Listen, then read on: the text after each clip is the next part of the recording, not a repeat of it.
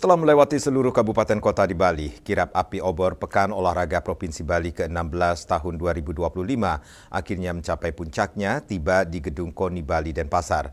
Api obor disemayamkan sehari sebelum digunakan pada upacara pembukaan Porprov Bali di Gor Lila Buana.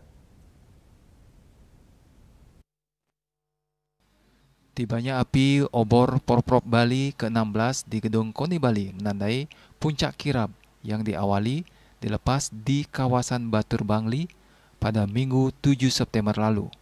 Sebelumnya, kirap api obor telah melewati kabupaten kota di Bali sebagai ajang mempromosikan gelaran Porprov Provinsi Bali ke-16.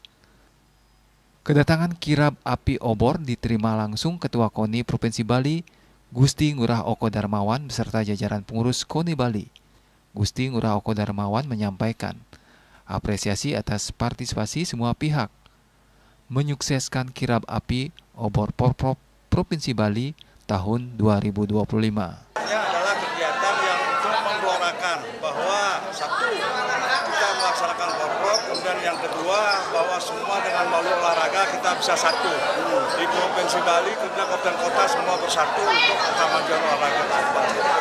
Api obor disemayamkan sehari sebelum digunakan pada upacara pembukaan Porprov Bali di Gor Lila Buana. Api obor terus menyala di sepanjang penyelenggaraan ajang Porprov sebagai pengingat semangat juang yang tidak pernah padam. Yana, Bali TV.